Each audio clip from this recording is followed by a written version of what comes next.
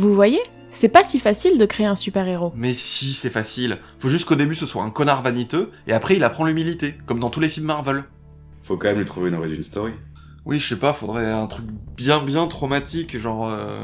Ben voilà, il s'est cogné le petit orteil sur une table basse radioactive. Et son super pouvoir c'est quoi? C'est qu'il est super con, comme un super meuble? Et sa personnalité, c'est qu'il est pas commode ? Et son identité civile, c'est Julien Chaise. Et son némésis, ça sera un mafieux nommé Mob, il y est. Et son sidekick, c'est le Polichinelle.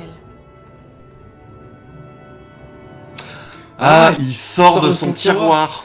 Non, en vrai, la vanne du super-héros qui a un pouvoir super pourri, il faut arrêter avec ça. HeroCorp, Mystery Man. Sky High. Et ouais, n'est pas l'amour qui veut. Ça y est, t'as trouvé une idée? Oh merde, non, je crois que j'ai déclenché une émission interminable avec un angle chelou. Accroche-toi, mec.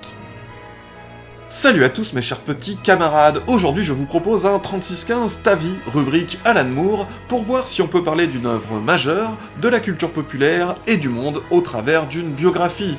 En gros, je vous propose de vous pencher sur l'œuvre d'Alan Moore au travers d'Alan Moore. Ça va pas lui faire un peu mal ?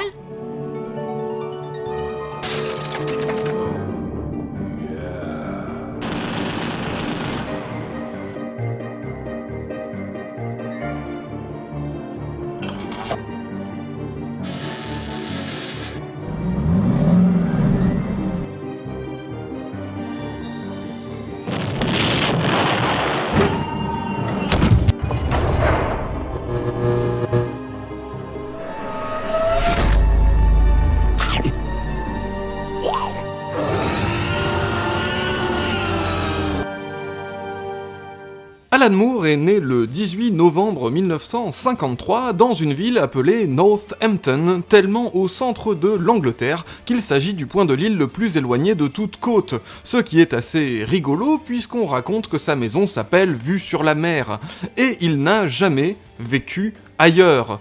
Aussi loin qu'il ait pu remonter sa généalogie, c'est aussi le cas de sa famille, mais ce n'est pas si étonnant venant d'ouvriers et de paysans pour qui la mobilité était un concept assez bourgeois. C'est déjà beaucoup plus insolite venant d'un artiste révéré par-delà les frontières et ayant chamboulé une industrie largement ancrée aux US.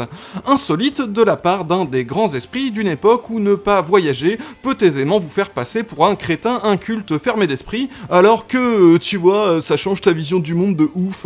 Moi j'ai été en école de commerce en Sildavie, c'est pas du tout la même culture. Son petit patelin a nourri ses 2 romans, dont un de 1200 pages, et c'est édité chez Plomb. Et ne l'a pas empêché tout au long de sa carrière de produire une œuvre dense, prolifique et imaginative. L'imaginaire, c'est d'ailleurs ici la clé de voûte, la plus grande richesse d'un type ne s'échappant jamais de son chez lui, par choix dans le cas de Moore ou par nécessité dans le cas de sa famille. Tout ça, vous l'aurez peut-être compris, est lié au milieu social du petit Alan, issu des quartiers pauvres et de la classe ouvrière anglaise, elle-même d'extraction paysanne. Alors là, vous sentez venir une énième success story de l'ascenseur social Way of Life, que ça prouve bien qu'en faisant l'effort de plus être un gros cassos, tout le monde peut réussir à atteindre le rêve de la richesse indécente, de la coke et du champagne sur les seins.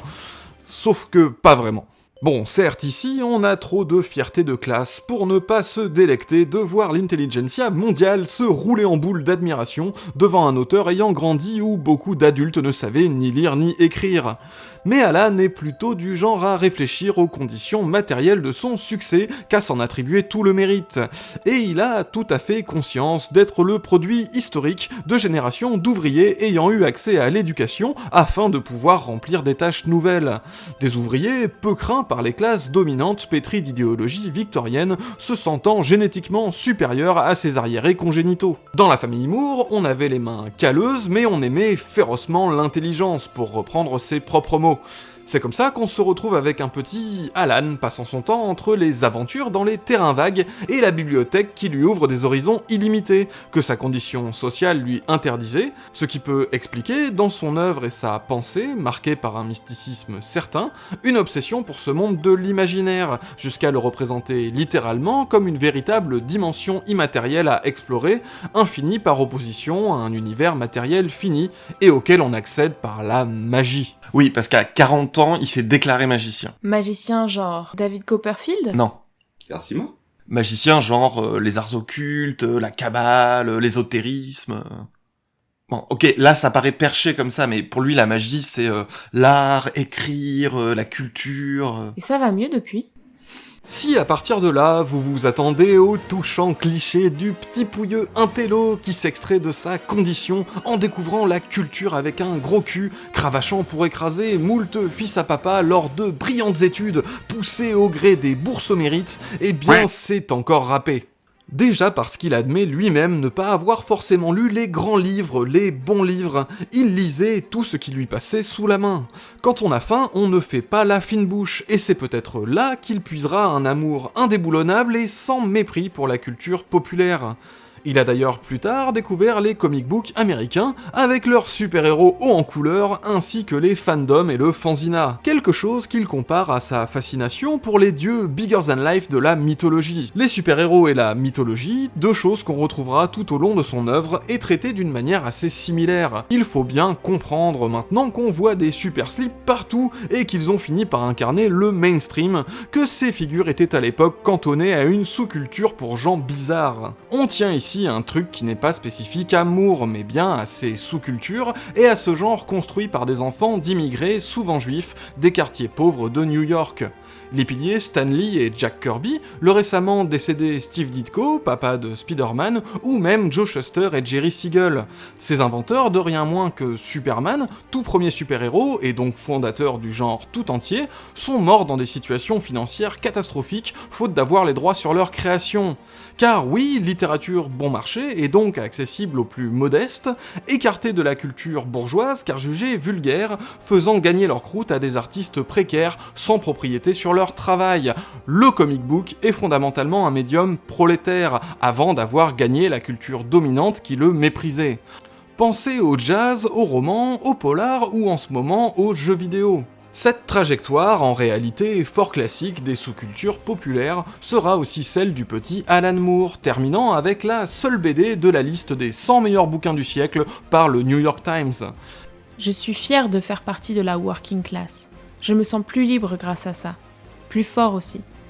La littérature qui s'intéresse à la classe ouvrière, qui est souvent écrite par des personnes issues de la classe moyenne, ne le fait que sur deux registres. Soit elle la condamne pour sa stupidité et sa vulgarité, soit elle la plaint et la prend de haut.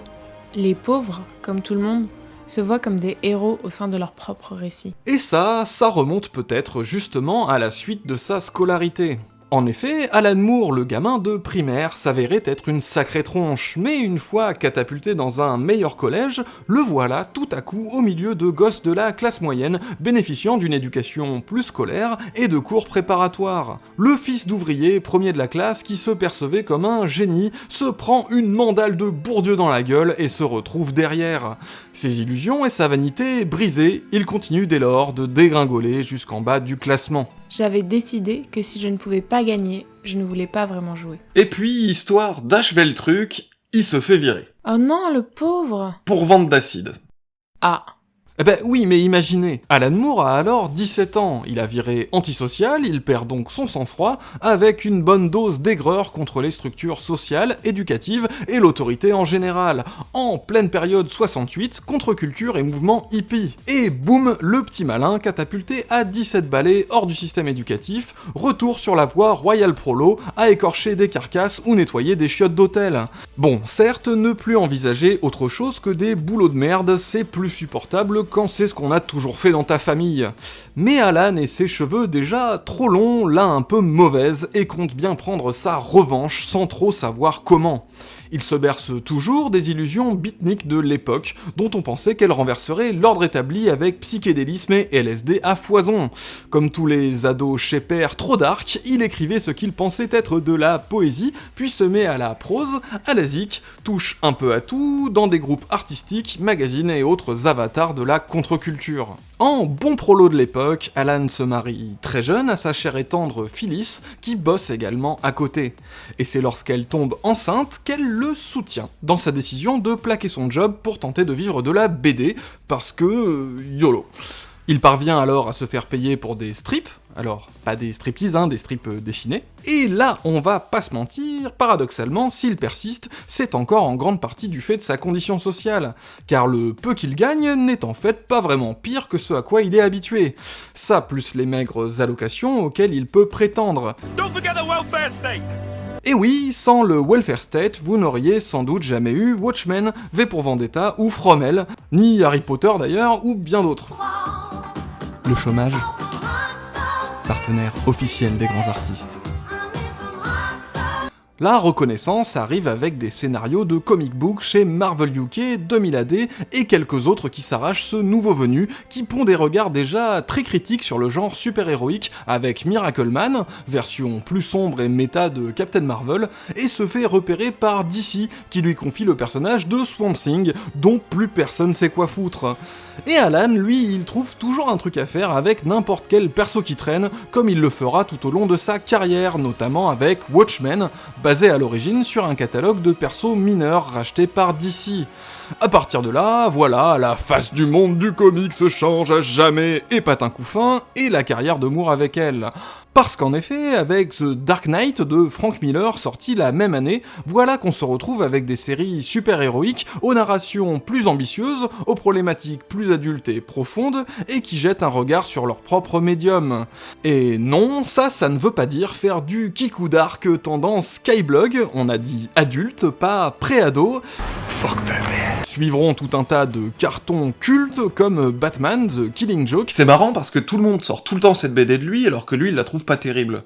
Du coup, moi je préfère vous parler d'une autre de ses créations de la période, John Constantine. Le type du film avec Keanu Reeves ? Chut. Et la série que personne n'a regardée? Chut! L'idée derrière le personnage de John Constantine, c'est que Alan Moore, qui s'est longtemps intéressé à l'ésotérisme, comme nous l'indique sa tronche, il en avait marre que les magiciens s'assoient toujours des aristos guindés, perchés dans des manoirs avec leurs domestiques, genre Doctor Strange. Du coup, il a créé un magicien prolo. John Constantine, qu'il crée dans les pages de Swamp Thing, c'est un magicien anglais antisocial qui clope, issu des quartiers ouvriers et anciens punk. Ah, comme lui dans la vie. Attends, mais c'est comme Gilles dans Buffy. D'ailleurs, même dans l'approche de la magie, c'est assez atypique, parce que Constantine, c'est pas genre il fait des boules de feu ou des symboles fluo avec ses doigts. En général, c'est plutôt un roublard. Renard, sacripant, sacripouille, coquet, coquin. C'est un type sans réelle puissance et sans super artefacts plaqués or, mais plutôt une magie de la rue. La magie du mec qui connaît les bails et qui entourloupe tout le monde à la discrète. Mais attends, Spike aussi dans Buffy s'est grave inspiré de John Constantine. Alors par la suite, la série solo, appelée Hellblazer, c'est pas lui qui va l'écrire. Par contre, ils ont complètement conservé l'esprit, avec même une petite tradition de coller des auteurs indés, la plupart du temps british, et on va dire assez marqués à gauche. Comme on peut le voir très subtilement dans cet épisode où des démons veulent favoriser la victoire de Thatcher, parce qu'avec Maggie, plus de misère, plus de désespoir, et donc plus d'âmes damnées. Parce que Moore non plus, ses idées politiques, il a jamais vraiment eu peur de se griller avec. Il les a théorisées tout autant que le reste, et il est resté aussi fidèle qu'à ses racines sociales et géographiques. Le plus évident, c'est bien sûr dans V pour Vendetta, qui, dans la BD, parle ouvertement de l'anarchisme et est bien plus politiquement explicite que le film. I would like to point out that since I said that I didn't want any of the merchandise money from that wretched film, all of those masks, all of the official V for Vendetta masks, all of that money, that just goes to a massive corporation. Le symbole de V, le masque de Guy Fawkes, a par ailleurs beaucoup été repris, mais de manière nettement plus confuse, notamment du fait des activistes web de tous bords, auxquels il est maintenant associé. Timmy, are you still on the computer? Mom, I'm trying to make a video. You are spending too much time in this room. Why don't you go outside and play? I'm trying to fight the government. Fuck baby. Alors que Moore n'est lui-même pas du tout porté sur Internet. I mean, what is it about the mask that is it just useful? Les célèbres Anonymous, donc, dont les bases idéologiques sont très variées, ainsi que sa reprise dans des œuvres pop comme Mr. Robot ou La Casa de Papel. On le retrouve donc de manifestants plutôt proches des idées de Moore, aux cyberactivistes russes, ironie du sort très ancrée à l'extrême droite. Un problème similaire se retrouve dans l'héritage de Watchmen et de ses personnages très ambigus comme Rorschach, là où Moore, le gaucho chevelu, a créé une vision critique du vigilantisme, de la folie et de la violence inhérente au genre super-héroïque. Avec ce perso de facho dérangé, on voit maintenant des gens s'emparer de cette figure comme celle d'un héros. Que ce soit le réalisateur Zack Snyder, fasciné par une violence esthétisée et dépolitisée, un candidat ultra-conservateur comme Ted Cruz, et toute une frange de l'alt-right, fascinée par cette figure pourtant conçue pour les critiquer. Quelque part, Alan Moore aura presque trop bien fait le boulot si en leur tendant un miroir, ils se reconnaissent dans son reflet sans y voir les problèmes pourtant explicites. Il est assez amusant de constater que son binôme du tournant de 86 avec son Dark Knight, le grand Frank Miller, s'est de son côté avéré à l'extrême opposé sur le spectre politique, glorifiant tout l'inverse dans ses BD. Bref, la vision politique de Moore n'a rien de celle de l'artiste dandy se déclarant anard parce que c'est trop rebelle et nique le pouvoir. Il aborde réellement l'anarchisme comme un mouvement historique, radicalement marqué à gauche et par une conception de classe. C'est aussi, bien sûr, quelque chose qui est héritier des mouvements contestataires avec lesquels il s'est forgé. Mouvement dont il conservera aussi une approche libertaire des questions de sexualité, au point de consacrer une très grosse histoire au sujet, ou de participer à des ouvrages sur les problématiques LGBT, comme avec son ami José Villarrubia. Mais c'est là encore quelque chose que l'on retrouve dans sa vie hors des livres, puisque la seule fois où la famille Moore a failli se tirer aux États-Unis, c'était à cause des pressions de la vague conservatrice anglaise sur leur mode de vie, en trouble. Alors, non pas qu'il ait été polygame, comme les mormons, genre, mais ils ont eu une histoire d'amour à 3, un vrai trouble, quoi. C'est mignon comme mot, trouble. C'est comme un petit troupeau d'amoureux. Ces deux partenaires sont plus tard partis faire leur vie ensemble, et il a ensuite consacré une énorme BD avec sa nouvelle compagne à la sexualité dans l'imaginaire. Lost Girls, qui revisite des histoires de manière sexuelle au travers de Alice, du Pays des Merveilles, Dorothy du Magicien d'Oz et Wendy de Peter Pan.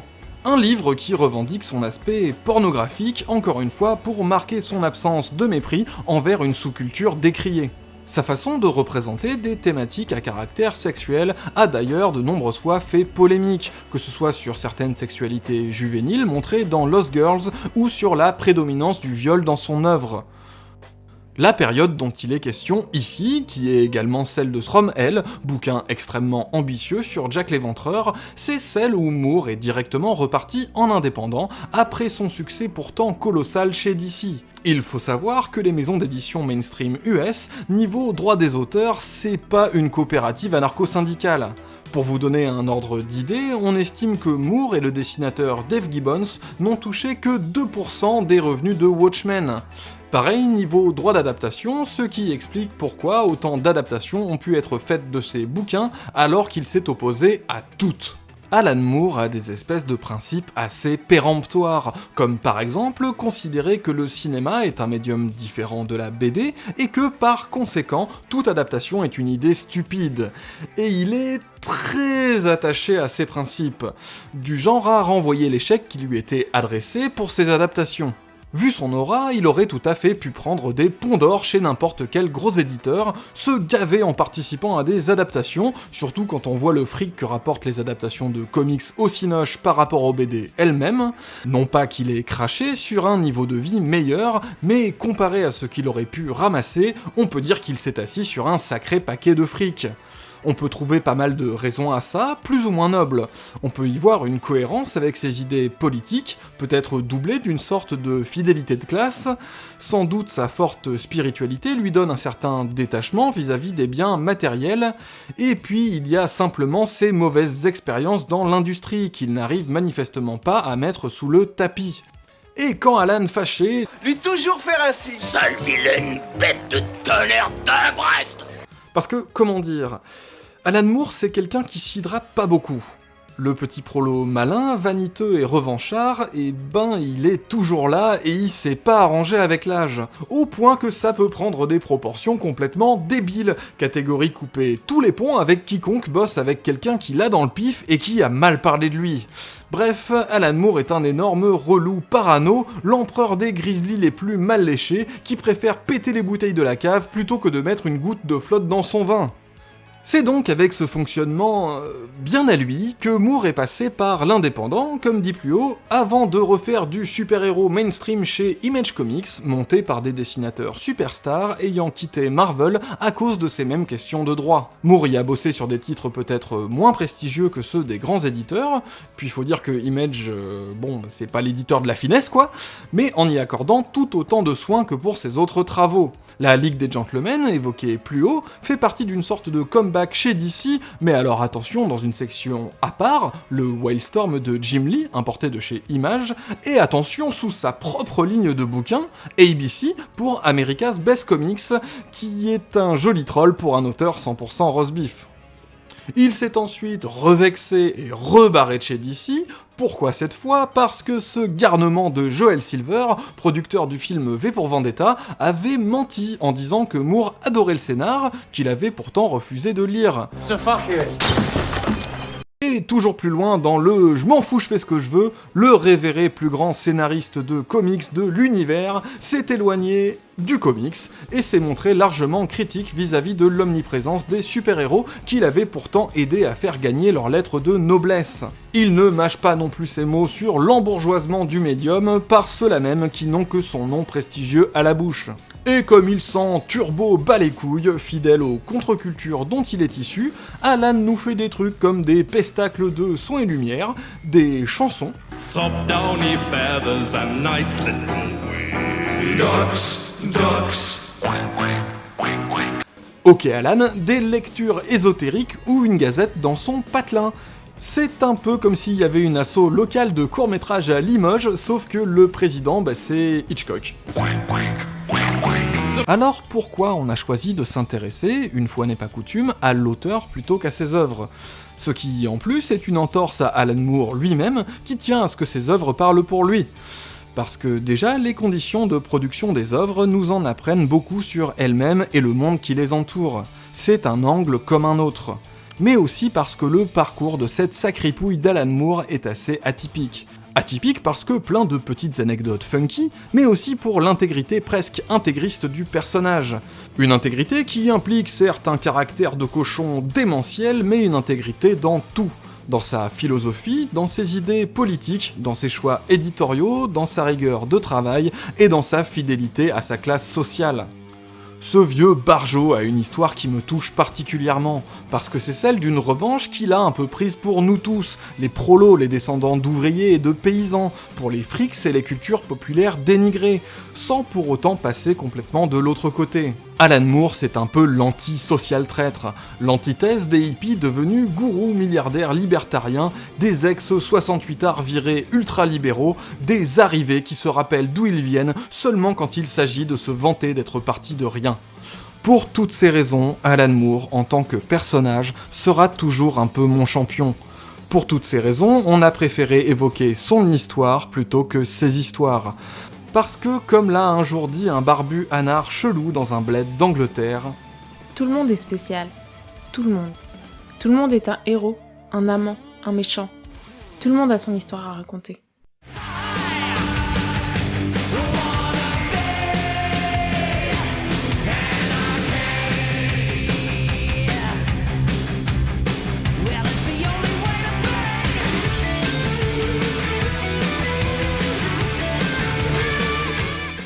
Trouble.